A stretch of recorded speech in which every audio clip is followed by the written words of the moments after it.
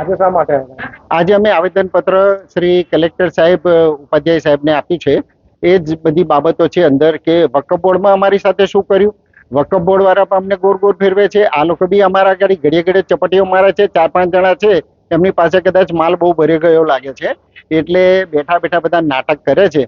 પણ આ નાટક મંડળીઓ કંઈ ચાલશે નહીં. સમાજના ઘણા બધા લોકોને ખબર છે સમાજમાં જે રીત રિવાજો હોવા જોઈએ એવા એક પણ રીત રિવાજો નથી. પોતે બધું ગાલમ ગુસેર કરે છે, પોતાની સત્તાનો ખોટો ઉપયોગ કરે છે. અમે એમને માન આપ્યા છે, સમાજના વડીલો છે, સમાજના એ પણ માણસો છે, અમને એમની કદર કરીએ છીએ, પણ એ અમને કોઈ રીતે ઓળખવા કે વાત કરવા માંગતા જ નથી. અને નવા નવા બધા છોકરાઓને ઊભા કરી અને તેઓનો ઉપયોગ કરી સમાજમાં બધી ગેરરીતિઓ આચરે છે. એ બાબતની ખાસ અમે આની અંદર નોંધ કરી છે. અને અમુક જે વકફમાંથી અમારી પર લેટર આવ્યા છે ઇલેક્શન કરવા બાબતમાં કે 45 દિવસમાં અમે આ સેક્શન પૂરું કરીશું. આજે એને 79 દિવસ થયા. 79 દિવસ થયા, 1 મિનિટ પણ કોઈ કામ કર્યું નથી.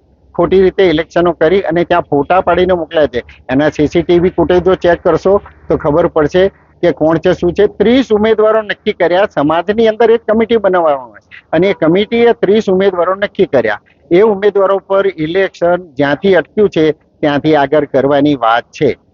અને એ ઇલેક્શન વકફ બોર્ડમાંથી અમને જાણ કરી હતી કે અમારા 2 માણસો આવશે અને તમારી સાથે રહી અને આ અમે આગળ ઇલેક્શન કરી અને આપણે ન્યાય આપીશું. પણ વકફ બોર્ડમાં પણ માલિક બચાવે શું ચાલે છે એ બધા જાણે છે. લગભગ છેલ્લા 2-3 મહિનાના પેપરોમાં આવે છે કે આ મોહસિનભાઈ લોખંડવાલા, ડોક્ટર મોહસિન લોખંડવાલા અધ્યક્ષ શ્રી વકફ બોર્ડ શું કરી રહ્યા છે. તો એના માટે અમને ન્યાય મળે તે બાબતે ઉપાધ્યાય સાહેબને અમે આવેદનપત્ર આપેલ છે. જે આપનો પરિચય ને આજે આવેદનપત્ર આપવા છે શા માટે? મારું નામ ફારૂકભાઈ બિલાલભાઈ વાંકાવાલા છે અને 30 ઉમેદવારમાં નંબર 1 જે અનુક્રમ નંબર મને મળ્યો હતો ફારૂકભાઈ બિલાલભાઈ વાંકાવાલા. અમે 30 ઉમેદવાર એક વેપારી વર્ગના છે. અમે જે 40 વર્ષથી જે લોકો વહીવટ લઈને બેઠા છે તેમની વિરુદ્ધમાં સમાજના સારા કામો થાય અને સારી પ્રગતિ થાય તે હેતુસર અમે ઇલેક્શન લાયા. વકફ બોર્ડ ઇલેક્શન લડી. પણ અહીંના જે જૂના ટ્રસ્ટીઓ છે એમને ટ્રસ્ટી પદ છોડવું ના હોય અને વકફ બોર્ડ અને જૂના ટ્રસ્ટીઓ જાણે મેળાપીપણું કર્યું હોય તેવું જણાય આવે છે. અને મોહસિનભાઈ લોખંડવાળા જે ગુજરાત લેવલના જે ગવર્મેન્ટે એમને વકફ બોર્ડના ચેરમેન બનાવ્યા છે, તો જો પ્રજાના કામ એમણે ના કરવા હોય તો એમણે ત્યાંથી રાજીનામું આપી દેવું જોઈએ. અને મોહસિનભાઈ લોખંડવાળાની ઉપલા અધિકારી જે હોય એમણે ત્યાંથી મોહસિનભાઈનું રાજીનામું લઈને ત્યાં એક સારા અધિકારીને બેસાડે જેથી કરીને દરેક નાગરિકના કામો સરળતાથી થાય તેવી અમારી માંગ છે. અને જે નડિયાદના જે જૂના ટ્રસ્ટીઓ જે લોકોને ઉલ્લુ બનાવે છે, ઘણા પ્રોગ્રામો કરે છે અને પ્રોગ્રામો કરી અને યંગ છોકરાઓને હાથ પર કરવાની કોશિશ કરે છે, તો યંગ છોકરાઓને પણ મારી એક વિનંતી છે કે ખરેખર જો તમે કોઈના ચુંગલમાં આવશો નહીં. આમણે અગાઉ પણ 9 છોકરાનો ઉપયોગ કરેલો છે. અસામાજિક તત્વોમાં એમણે સહીઓ લીધેલી છે. માટે આવા છેતરપિંડીથી તમે સાવચેત રહેજો. અને સમાજના દરેક નાગરિકને મારી એક વિનંતી છે કે જો સારા માણસો આવે અને સારા કામો થાય તેવી અમારી એક માંગ છે. અને એના માટે અમે નડિયાદ કલેક્ટર શ્રીને અમે આવેદનપત્ર આપ્યું છે કે અમારું જે ઇલેક્શનની અંદર જે ઓર્ડર વકફ બોર્ડમાં આવ્યો છે કે જ્યાંથી અટક્યું ત્યાંથી ચાલુ કરવું તે ત્યાંથી જ ચાલુ કરાવવું એ અમારી એક માંગ છે. જે આપનો પરિચય ને અત્યારે જે આવેદનપત્ર આપવા શા માટે હતું?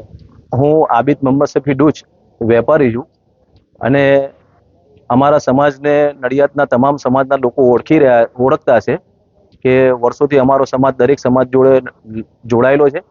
અને કોઈ આપત્તિ આવતી હોય છે કુદરતી તો અમે આગળ પડતા એમની જોડે વોલેન્ટરી તરીકે કામ કરતા હોય છે.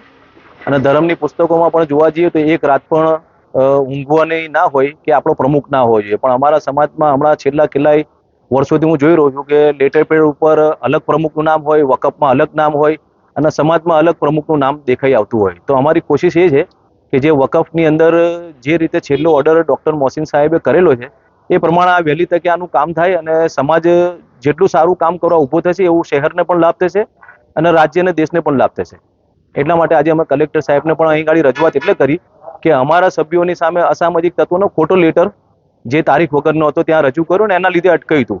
તો અસામાજિક તત્વો સાબિત પણ નથી કરી શક્યા અને ચૂંટણી પણ અટકાઈ છે. એટલે અમે આ કામ આગળ વધે એના માટે આજે અહીં આવ્યા હતા. My school is one such future ready school where I understand each and every concept taught in the class and don't rote learn, where teachers don't just use books and blackboard to teach but use new ways of teaching and learning like audiovisual learning, activity-based learning, and group activities, which enhances my conceptual understanding. My school also teaches coding, which is an important 21st century skill.